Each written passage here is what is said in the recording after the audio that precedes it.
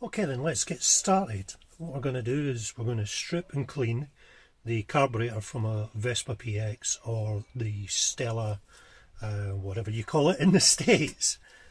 Here we go. What you're going to need for this is a bowl, there's metal, a bladed screwdriver, a cross point screwdriver, 10mm socket, and some WD-40 or other penetrating fluid.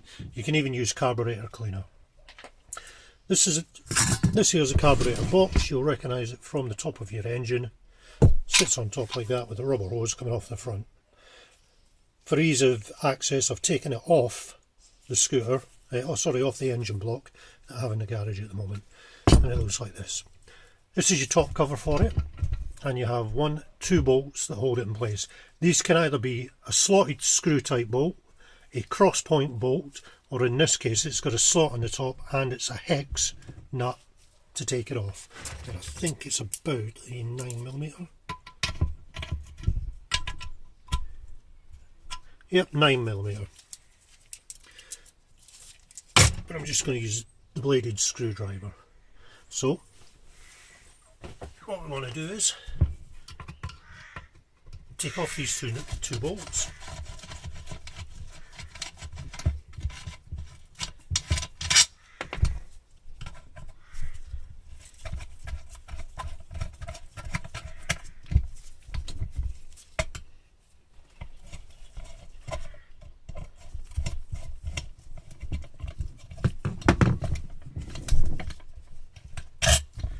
Like so.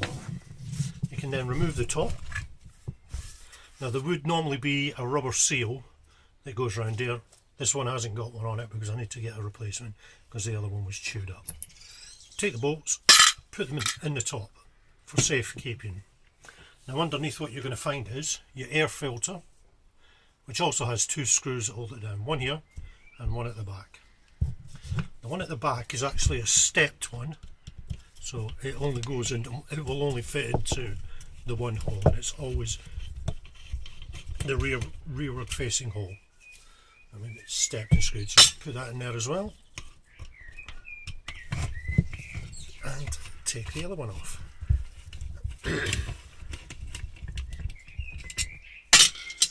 And then for safekeeping, this is your filter. Now this filter should just lift off.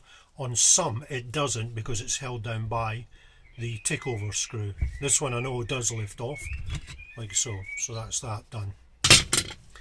Now what you would do is, if you look towards the back just here, that's the fuel banjo, the fuel inlet. Your hose will normally come up through the hole in the bottom of the carb box. There's normally a rubber protector there to stop it from rubbing against the actual carb box itself and splitting. So just a couple of screws, a couple of turns to take it off. Slacken it off, and then you can take it off by hand. You can also use a screwdriver or a socket. I'm just using a spanner this time. Now take the bolt all the way out, and with the other stuff put it in the carb top box. Now this banjo here will pull away, but it will be attached to your fuel line.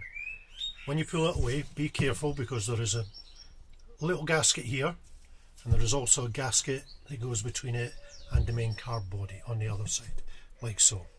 So that can go in there. That would still, if you don't take the fuel line off, that will still be there. So all you've got to do when you want to remove the carb is just pull that to one side. Now the carb itself is held in the box by two bolts or two screws. Depending on which model you have, depends on what you're going to get. But in this one here, I've put one of each in. This is the hex type one, and this one in here is your proper bolt. Now the bolt is an 11mm socket, you need to take that off, and the hex type I think is a 7mm. So you would unscrew them, and your hex type one looks like that, and there is nothing actually on the top of the engine casing. There's no stud there, it just screws into the hole where the stud would go. So you pop that into the other one on the other side. These aren't done up obviously because it's not in the frame. The other one is an 11mm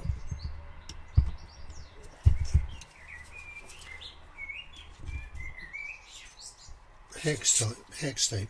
Now this is a different type. It's it's got a hex nut on the top, but it's a threaded sleeve. There will be a washer between the threaded sleeve and the carb itself, no matter which one you use. Don't lose them because they're a really odd size. So pop that in into the box with the other one. Now what you're going to do is you'll find inside there'll be two cables attached. One just here, and the one just that one there is your choke cable. You want to take that one off, pull your choke out because it'll pull the little lever forward, take the flat bladed screwdriver, pop it in behind it, and then just push your choke cable back, choke knob back in place. The lever will be kept open by the blade of the screwdriver, and then all you've got to do is unhook the cable from the lever itself. It's just a slot in the lever, and there's a loop in the cable that hooks on. Down in here on your one, which I'm sure is an auto lube, it'll have a different thing that fills up this area. It's your metering device for the auto lube, and the throttle pull is slightly different. On that one you don't have to worry about unhooking it because it is an L-shaped rod that comes out the carb, and on the metering device where your accelerator cable hooks into it, there's also a little hole in the middle, a little pivot hole. The hook of the rod goes into that pivot hole, but it's easy to deal with that when you're putting it back in. So what you want to do is lift the carb and tilt it backwards, and that will release the rod from the metering device. Bring it up and forward. You have to bring it up and forward because on the back you've got your air screw. We're not going to touch that at the moment because normally if your scooter's been running good, well in the past, that's where you want to leave it. You don't want to move it around. So I'll take that, I'll just put the cardboard on one side. That would still be on your engine. And I'll take the bowl and we'll carry on with the next part. In the carb itself, it has 3 jets, one here, and then there's one inside this little chamber. What we're going to do is take these 2 bolts off. The long one goes at the back. Or does it?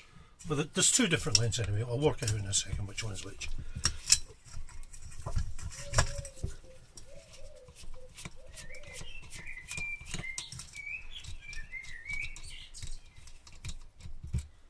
Yep, that's the short one.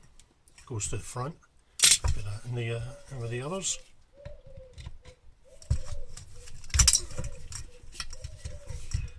Now this you can either use a flat bladed screwdriver or if you want a small socket.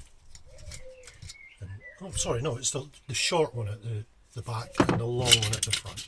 They are quite a difference in length.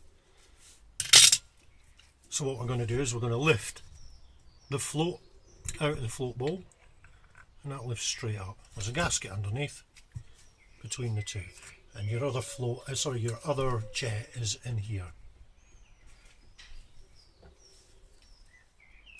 Float assembly with your float on the bottom. Obviously there's a valve, a needle valve here that when the chamber's full, it closes off the fuel. Now the fuel will come in through this side here, goes through the body, then goes up the centre of the body into this bell housing on top. It'll go flood out through the bell housing, and then there is a membrane filter under this cap which filters out particulates. It'll then drop down into another reservoir, and then when that builds up, when the float drops down, that allows the fuel that's in there to carry on its journey into the main fuel bowl. So what we'll do is we'll take this one off now and I'll show you that.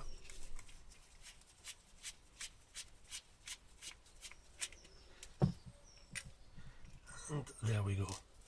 There's a rubber seal that goes between the cap and the top of the chamber, so we'll put the nut and bolt there with them. And to get that out, there is a tiny little nick in the side there which allows you to lift it off. Like I said, the fuel will come up through here and then passes into this chamber. Sorry, comes up through here and then passes in to the main chamber itself. It's a little nylon filter screen. What we'll do is we'll put that in a bowl because we're going to clean all of this in a minute. So we put that to one side there. Wouldn't worry about your takeover screw at the moment, unless you've had to take it off. It's not going to make a lot of difference, because all that happens is that pushes the slide inside backwards and forwards. There's a little camber on the slide, and the pin presses down on it, and it'll move along the camber, allowing the float, your takeover, to be faster or slower. You'll get around to setting that in the end yourself. Right, so we'll take out the three jets. These will only fit in one hole each.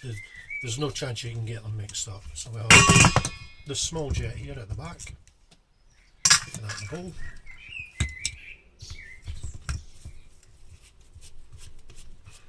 This is your main jet. It actually comes in 3 parts. So you can't pull it all apart, but it's that part and that part, and then this main part at the top. We'll put that in there for the time being. And we'll get the third one out of here.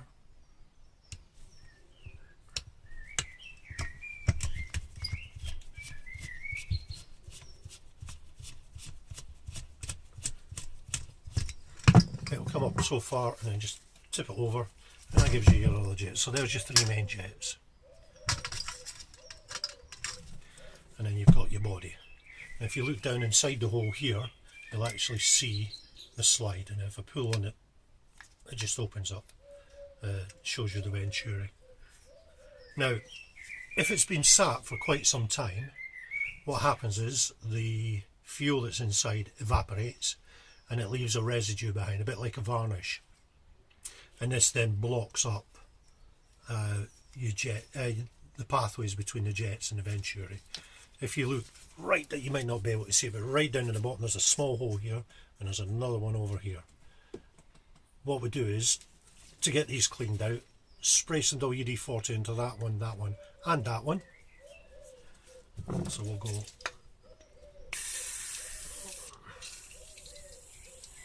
It's handy if you've got a straw, the straw to do this, but I haven't. I've lost it again.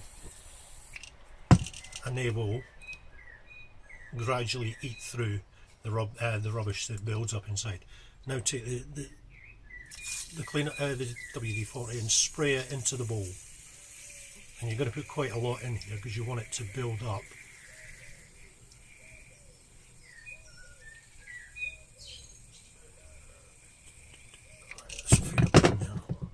I'll screw this down so the jets open a little bit.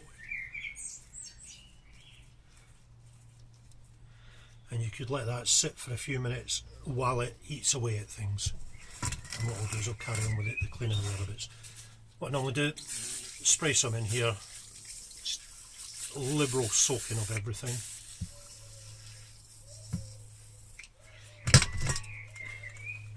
Blow it in through here. This is where your banjo would be.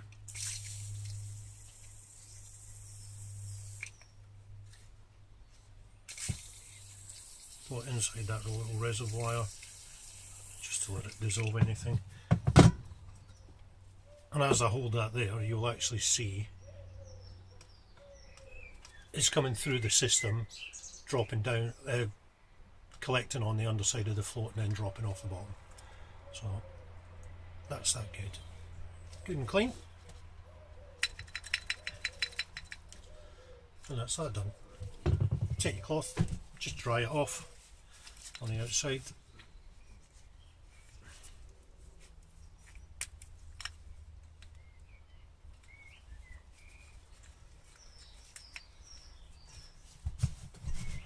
Place that to one side. Now, the filter membrane, give that a spray. Both sides, it'll push anything that may be trapped in it through.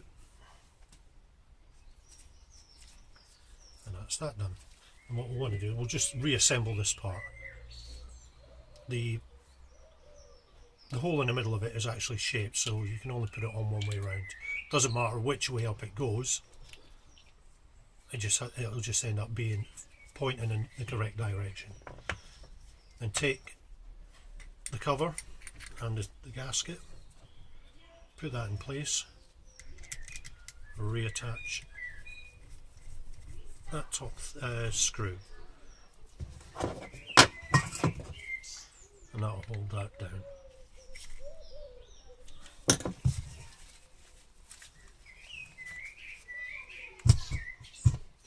Gasket on this one is quite good condition because it is quite a new.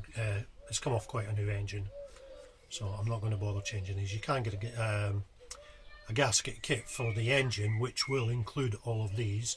You could also buy a carburetor refurbishment kit, which will have all these gaskets. It will also have this needle valve in here. But these they do wear out, but it does take quite a bit of time because it's got a rubber seat on the pin. Put that to one side. Now back to the main part. I'm just screwing the thread down so it opens up the slide. Now what we're looking for is in here, this little bit that sticks out in the centre.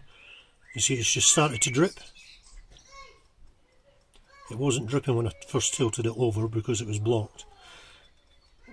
It's now been cleaned out and it's dissolving any rubbish that's in there.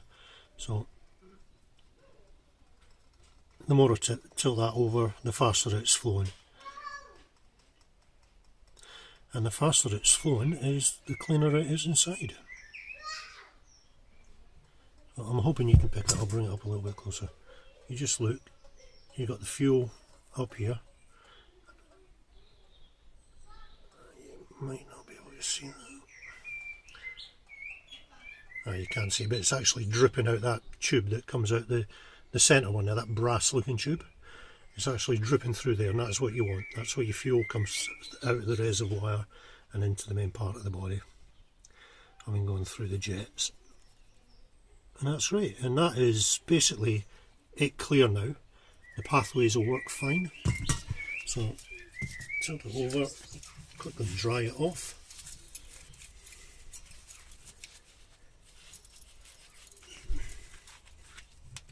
And I'll put that to one side.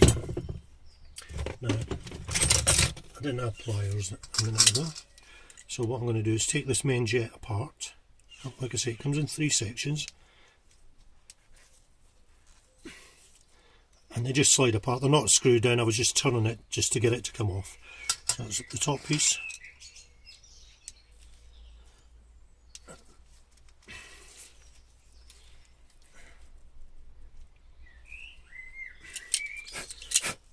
I'm having trouble getting that one off, just basically because I'm wearing gloves and I can't get a good purchase on it.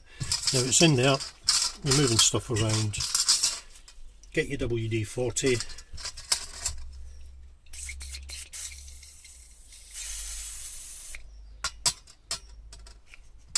And then just spray through, making sure that the tiny little pilot holes are clear.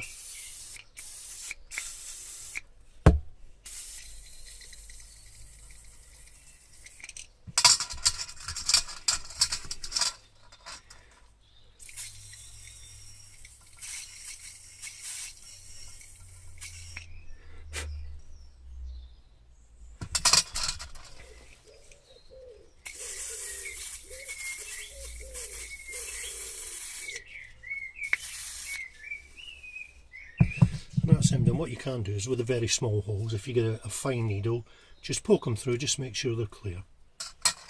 So we take the main jet itself, which should be in 3 pieces, but I've only got it in 2, and push it back together. So that's that one. That main jet goes in the largest of the holes. So pop it back in there.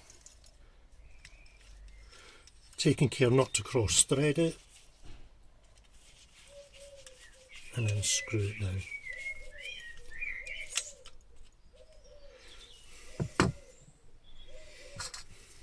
2 more jets. Oh, a slightly shorter ended one with the screw so far up it goes in that hole there, and to the it's in the front hole next to the chamber, the fuel reservoir.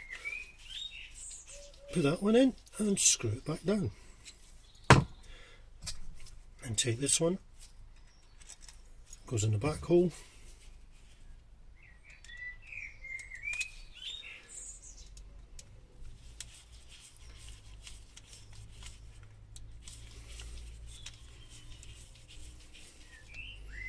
That one screws back down. So that's all the lock stuff done. Give it a little dry. Put your bolt to one side, you're not going to need that again. And that's it. If you look inside, it's nice and clean looking in there. So you know if there's any crap in there, just tilt it out, give it a little rinse, pour it away, and dry it off. So that's that done. To reassemble, oh, getting ahead of myself here. I'm going to put the float ball back on. It only fits in one way around, like that. And remember, it's the 2 screws. The short one goes to the back.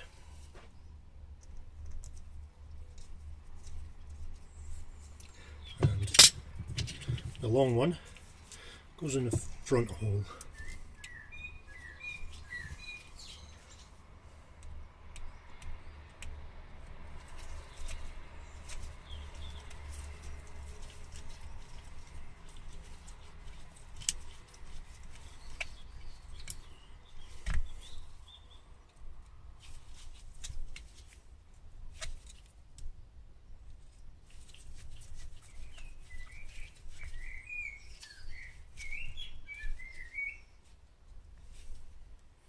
You just have to take care when putting the screws back in, because the screws are steel and the actual body of the carburetor is made of aluminium and will chew the threads up quite easily. So we've got that to there. Now reassembling the carb. Oh, just one more thing. What I was saying earlier on with the choke, when you pull the choke lever out, that's a little lever I'm talking about there, and it will come out like that. And you can see the groove in it that you just hook it back onto. When you put this back into the frame, you're going to have to use a screwdriver. Just pop it in behind it, pull it all the way forward, and then get a pair of long nose pliers, pick up the end of the cable, and then just hook it over the end there and let it back in. This is your actual throttle rod, the pull rod. On the one that you've got, this is an older one which is non-auto lube, so the cable comes in through here and there's a solderless nipple that holds that in place, and when you pull on it, it's a solderless nipple that stops the cable just from coming out. On your one, it's going to be an L-shaped piece of wire where it actually points down, and it's just going to be basically that shape. When you put it back into the box, where your throttle cable comes in and attaches to the auto lube system, that hook goes into the centre hole. It can be a little bit fiddly, but a couple of times they're doing it and the jobs are good in. And there's your carb top box. Between the carb box itself, there's a gasket, and then there's the engine. Between the carburetor and the box, there is another gasket. You just have to make sure it's there. I do have one somewhere, an old one. There we go.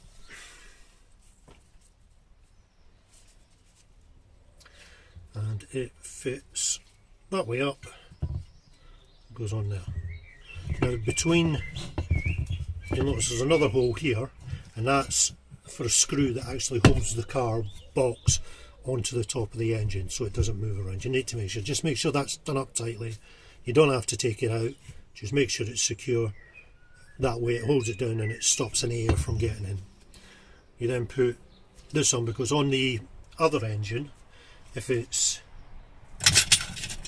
those type of nuts, you'll have 2 short studs that come out through the top and go through this hole and this hole.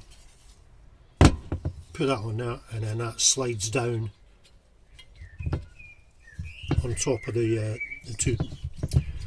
Let me put it in back to front again. Don't get anywhere like that. Putting it back in that way on the studs. If it's this type, what's best to do is put them in back in place, remembering that there will be a washer between that and the body. You put the 2 of them through and just hold them in place like that. Put a tiny little bit of grease on here, and then take the gasket, push it on there. In fact, you can put quite a big dollop of grease on there. Put the gasket on, and what that'll do is that will hold the gasket in place while you're trying to get it back in, because it can be quite a fiddly thing.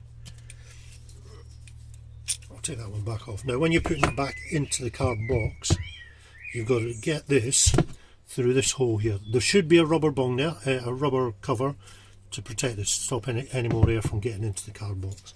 So put it in at an angle, line up the holes, drop it down, and then it should pop onto the two studs if you've got the two studs. You would then take, if it's got the two engine studs, two of these bolts and the washers in place, hold it down, or two of these if it hasn't got the studs, and two washers, one on each one, and then tighten it down. Now what you want to do is you don't want to tighten one all the way down. Do a bit on one, bit on the other, just go backwards and forth, back and forth, and it'll bring it down nice and square to the carb body, and that will hold all that in place. So these are going to go to one side. Now, after you've done that, your carb body's in place and it's not going anywhere. You then want to take your banjo, your fuel banjo, which is, if it's still attached to your fuel line there, that's fine, it's going to be in the box, you know exactly where it is. Just remember about the gaskets, the little O-rings, sorry. That one there, it's a fibre O-ring, goes on there, goes between the banjo and the carb. There's another small one here, which the bolt goes through, and then it screws into the middle of the hole, sorry, in the hole in the front of the carb there. Doesn't matter what angle you've got this in at, the way it fills up inside the cap and then transverses the port through the tube into the upper filter chamber, and you want to screw that back in. Now what I do, that's it all the way back in. Now if I've emptied the fuel tank, what I'll normally do is I'll jack the back of the scooter up, take the back wheel off, and then I'll remove the fuel line from the banjo, pull it down through the hole because it gives you access so you can see where it goes, and then I'll get an old, if I just want to drain off the fuel that's in it because it's old, I'll get an old fuel can, put it in underneath, open up the tap, and then let the whole thing run out, and it'll flush it, it'll empty the tank, gets rid of all the old fuel. Then once you've done that, if you're doing it that way and it's drained off, turn the tank off, the fuel tap to the off position, and you can then pass the tube, the fuel line back up through the hole. If you have difficulty doing it, take a screwdriver, pop it down into the hole, you'll see the blade sticking through, and then just stick the tube onto it and then push it up, and that'll guide the pipe back inside. You'll jaundice it. Now when you put your fuel in there into your tank, your fresh fuel, fill it up or put as much in as you want, but what do is turn the fuel tap on. Now if you've drained it, you will have air trapped in the system. Now what I normally do is, with the fuel tap on, I'll undo that bolt that holds the banjo in place about a turn and a half. It will give enough room there. You'll start to it'll allow the air to escape. You will then see fuel coming through there. Just do it up, and that's the job done. You've cleared the line of any air that might be left will be in here, and that'll be very little. Now that's all back in place. Then what you're going to do is you're going to take your air filter, drop it down on top of the idle screw, take the stepped screw, and that goes in the back hole.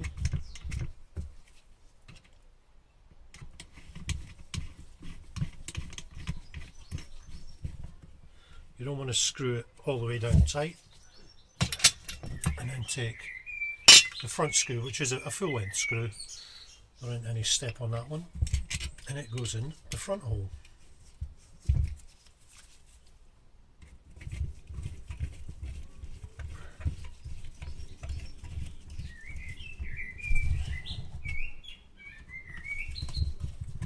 Do the back one up tight.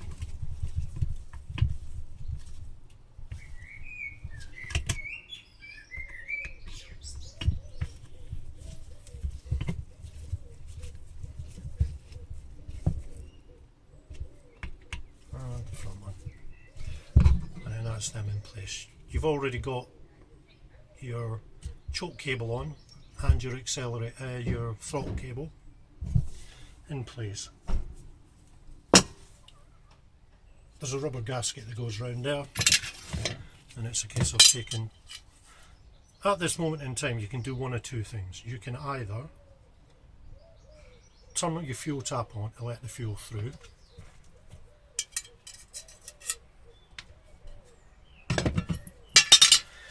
to charge the system, and you could start the scooter up in this position,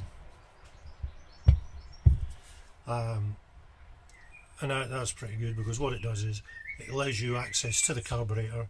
You might, if you're having trouble turning it over to start it, you can get a thing called Easy Start. It's an aerosol in a can. Aerosol, it's a high octane booster, and just spray it into the air filter here. That will suck that down into the system. The other thing you can do is remove your spark plug, spray a bit of it in there. Spray it for about 30 seconds, then release it. Quickly put your spark plug back in there, do it up, put the spark plug cap on, pull your choke out, and then try and start the scooter. The high octane stuff should give it a burst of life straight away. 9 times out of 10 I've found it starts maybe 2 or 3 kicks. It just takes a little bit of time to get enough fuel in through the crank system and up and into the chamber, into the cylinder before it will go. That's that. So if it's started and you're happy, what I would do is this screw here, the idle screw it all the way down. When you start your engine up, your engine will go real fast.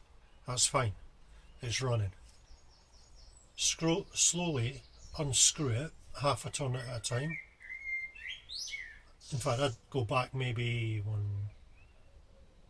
2 full turns on that screw. Give your accelerator a little blip, a couple twists on that. It'll go rum rum, let it go, and then listen for it. It'll settle down again, and then just listen to the idle. If it's still a little bit fast, half turn on the screw, do the same again until you get a tick over that's more of a chug chug chug chug chug chug chug chug chug chug chug.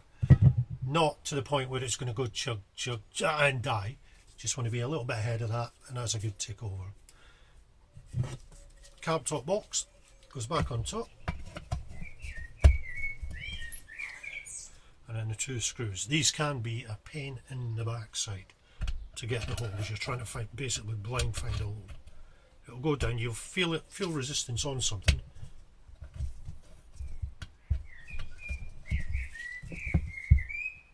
I think that just went into the hole. Oh, it did as well. A little bit of resistance. The one at the front's a little harder to do, because where your body framework comes out, you won't be able to get like a long screwdriver on it. You'll have to use a short screwdriver or a socket if it's hex top like these ones are. So wiggle it about in a hole, but this one sits up a lot prouder than the one at the back, because there's not so much distance between the top of the box where the hole is at the front than it is to the back, to where it actually screws into the bodywork.